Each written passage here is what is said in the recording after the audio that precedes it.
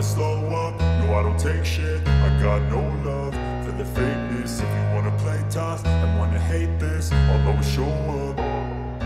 I don't ever slow up, no I don't. KTM akan mengesampingkan Brad Binder jika itu berarti menggabungkan Marc Marquez dengan Pedro Acosta. Klaim berani tersebut diungkapkan oleh Jorge Lorenzo, yang percaya potensi ketersediaan Marquez di pasar pembalap memaksa KTM melepas Binder yang sudah lama bertugas. Marquez hanya terikat dengan Gresini Ducati untuk musim 2024, dan terbuka untuk mengatur kembali masa depannya. Di sisi lain KTM telah lama dikaitkan dengan MM93. Lorenzo berkata tentang Marquez kepada Marca, "Saya akan terkejut jika KTM tidak mencoba membuat tim impian dengan Acosta. Secara olahraga, ini akan luar biasa, meskipun itu berarti mentransfer Binder ke Tech 3 Gas. Tetapi jika Anda memiliki kesempatan seperti itu, Binder duduk di urutan kedua klasemen MotoGP setelah 2 putaran, di belakang Jorge Martin dari Pramac." Tapi Marquez, pada musim debutnya bersama Ducati, perlahan menemukan performa terbaiknya jelang putaran di Circuit of the America Kota akhir pekan depan, salah satu trek favoritnya. Lorenzo, juara 2 kali MotoGP dan mantan rekan setim Marquez, menganalisis fase awal musim 2024. "Saya menyukai awalnya. Ada yang tidak berubah dan ada yang banyak berubah," ujarnya. Kalau untuk Martin dan Bagnaia levelnya masih sama. Marquez datang dengan Ducati, Acosta datang dengan gas-gas, dua yang bisa sedikit mengubah keseimbangan. Acosta, rookie yang paling banyak mencuri perhatian sejak Marquez pada 2013, menjadi peraih podium termuda ketiga di MotoGP saat ia finish P3 di Portimao. Lorenzo memprediksi Acosta akan memenangkan Grand Prix di musim pertamanya, mungkin di Jerez di mana dia sudah sangat familiar. "Pedro termasuk dalam kategori kami," kata Lorenzo. Dia mengingatkan saya pada awal karir Valentino Rossi di tahun 2000-an, atau saya, atau Pedrosa, Stoner atau Marquez. Langsung sangat cepat, kami ingin menunjukkan segalanya, bahkan tanpa situasi sepenuhnya terkendali. Kontroversi terbesar sejauh ini terjadi antara Francesco Bagnaia dan Marquez di Portimao. Upaya gagal Bagnaia untuk menyalip Marquez ke posisi kelima membuat keduanya terjatuh, dan berakhir dengan 0 poin. Marquez tiba dengan GP23 dan Bagnaia mengatakan tidak akan membiarkannya lewat. Dengan emosinya yang tidak terkontrol dengan baik, dia mengambil keputusan yang agak berisiko yang menyebabkan keduanya harus terjatuh. Sebuah kesalahan yang tidak biasa bagi Bagnaia, yang sepertinya selalu bisa mengendalikan situasi. Siapa favorit juara MotoGP 2024 versi Lorenzo? Ini terlalu dini, Lorenzo mempertimbangkan. Tetapi saya melihat Martin sangat kuat. Dia sudah melakukannya setahun yang lalu, dalam hal kecepatan dia mungkin memiliki sesuatu yang lebih, dan jika dia meningkat secara mental, akan sulit bagi semua orang untuk menjaga situasi tetap terkendali. I don't ever slow up, no I don't take shit. I got no love for the fakeness. If you wanna play tough and wanna hate this, I'll always show up. Pembalap Repsol Honda, Luca Marini, mengakui sulitnya menjinakkan RC213V pada 2 seri awal MotoGP 2024. Luca Marini menjadi satu-satunya pembalap Honda yang sama sekali belum meraih 1 poin pun dalam 2 seri awal MotoGP 2024. Ia tak sendirian sebagai pembalap yang belum pecah telur karena masih ada 2 pembalap lainnya yang bernasib sama. Kedua pembalap itu adalah Franco Morbidelli, Prima Pramac Racing, dan Raul Fernandez, Trackhouse Racing. Adik dari Valentino Rossi itu kemudian membuat perbandingan dengan rekan setimnya, Joan Mir. Mir menjadi pembalap yang nasibnya lebih baik di Honda karena memiliki poin terbanyak dengan mengoleksi 7 poin. Marini mengatakan juara dunia musim 2020 itu lebih percaya diri dengan motornya. Joan lebih percaya diri dengan motornya, jadi dia lebih memahami rasa bagian depan dan belakang saat memasuki tikungan, khususnya, kata Marini dilansir dari motorsport.com. Dia bisa lebih agresif dan mengambil lebih banyak risiko di tikungan. Pada akhirnya dia lebih cepat dan disitulah perbedaannya, karena semuanya sangat mirip. Mungkin saya lebih kuat dalam pengereman, tapi saya sedikit mencapai batasnya. Fase itu karena sepertinya saat Anda melepaskan rem, motornya bisa berbelok dengan baik, tapi Anda harus percaya pada ban Michelin, ujarnya. Marini hanya bisa berharap situasi membaik pada balapan seri ketiga pada MotoGP Amerika 2024. Kita lihat saja balapan berikutnya, pasti akan sangat berbeda, di trek tertentu, ujarnya melanjutkan. Menurut saya, secara umum akhir pekan ini positif. Kami telah mengumpulkan banyak informasi berguna. Kami memahami bahwa kami tidak bisa melakukan setup dan keseimbangan motor satu arah, jadi kami harus pergi ke arah lain. Itu bagian dari proses, imbuhnya. Namun tak bisa dipungkiri oleh Marini bahwa ia mengalami masalah di mana-mana dengan motornya, terutama cengkeraman pada bagian belakang. Kami telah mencoba untuk mendapatkan tikungan yang lebih baik dengan motor, cengkeraman yang lebih baik saat akselerasi, ucap Marini lagi. Saya pikir sekarang masalahnya dibandingkan dengan yang lebih cepat ada di mana-mana. Tidak ada satu hal yang khusus. Cengkeraman belakang adalah masalah utama saat ini. Kami perlu waktu untuk menyiapkan suku cadang baru. Namun dalam setup kami bisa bermain sedikit, dan pada akhirnya kami akan menemukan solusi. Untuk melihat potensi kami harus terus bekerja seperti ini dan mengurangi perbedaan, pungkasnya.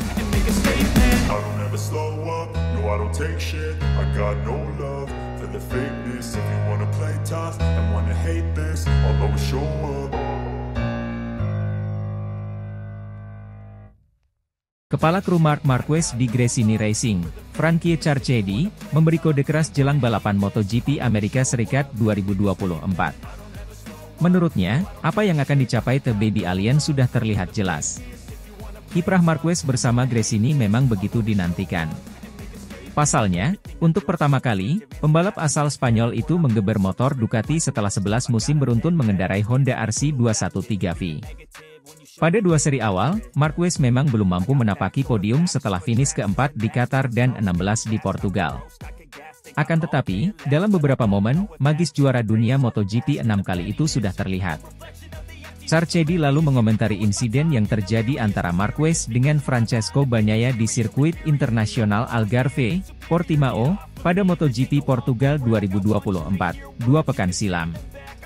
Kendati hasil akhirnya tidak diharapkan gara-gara senggolan itu, sudah terlihat jelas seperti apa langkah yang ditempuh. Hasil akhir yang tidak beruntung. Ada beberapa hal positif di akhir pekan. Langkah berikutnya adalah lebih dekat ke depan dan mendapat ruang yang bebas. Selangkah demi selangkah, papar Carchedi, melansir dari akun Twitternya Frankie Carchedi. Kami bisa menempuh kecepatan balapan yang bagus, tetapi dalam situasi balapan hal itu sangat berbeda, imbuh pria asal Inggris itu. Menjadi yang paling belakang di antara barisan depan membuat ban depan cepat panas. Kami kesulitan mencapai kecepatan di tikungan terakhir dan sebagian besar manuver menyalip ada di tikungan 1. Langkah berikutnya sudah jelas, tandas Carchedi. Ucapan Carchedi itu bisa dianggap sebagai kode keras bagi para rival Marquez. Sebab, balapan berikutnya akan berlangsung di sirkuit kota, Austin, pada 13 hingga 15 April mendatang. Marquez memiliki sejarah manis di kota.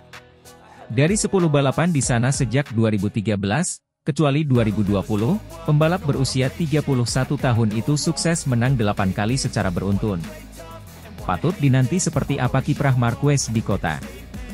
Gresini Racing sendiri pernah memenangi balapan di sana pada 2022 lewat Enea Bastianini yang kini membela Ducati Lenovo.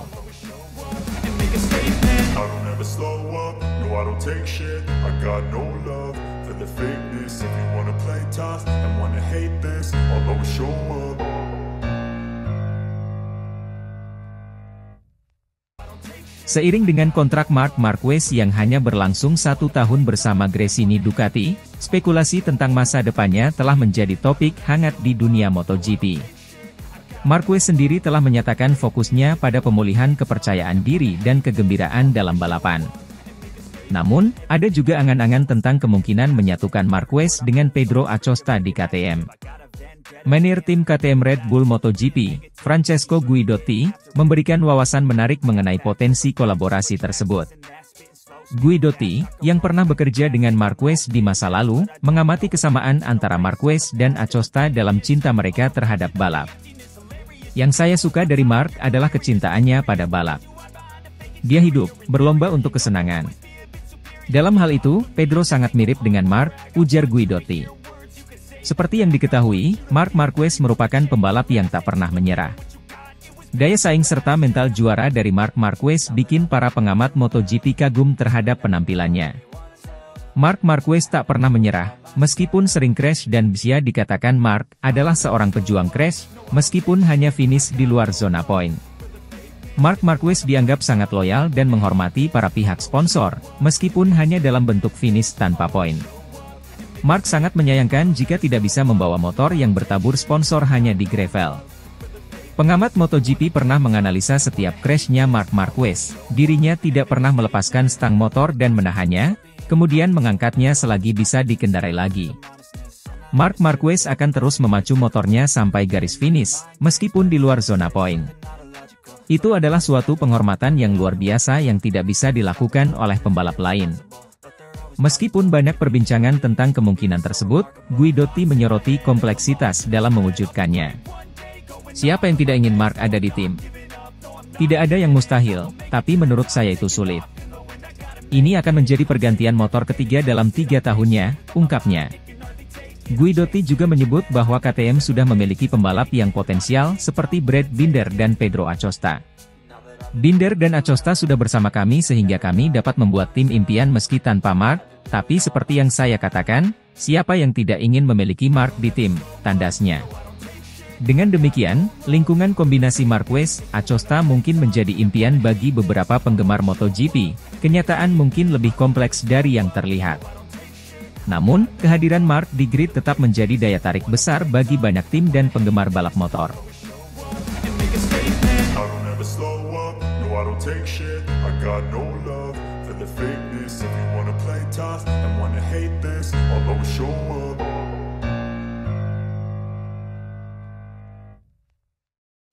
Seperti yang kita ketahui bersama Marc Marquez hanya memiliki kontrak 1 tahun bersama Gresini Ducati untuk kemudian dia bisa bebas memilih ke tim atau pabrikan mana ia akan berlabuh sesudah ini.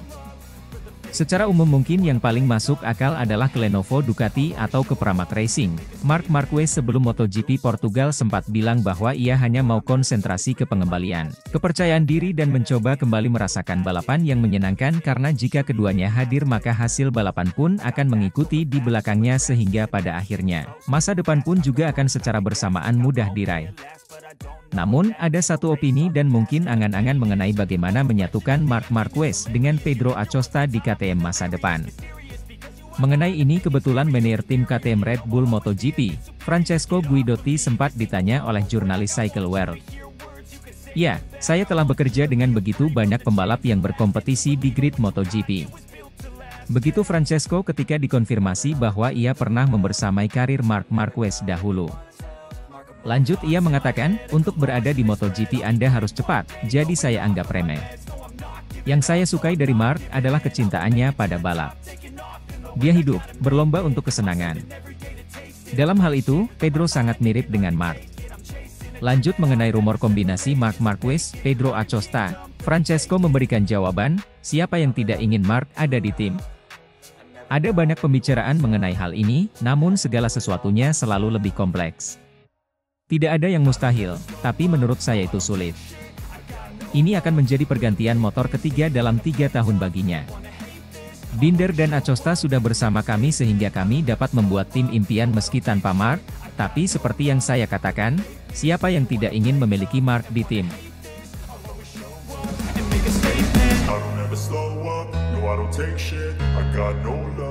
The fakeness, if you wanna play tough and wanna hate this, I'll always show up.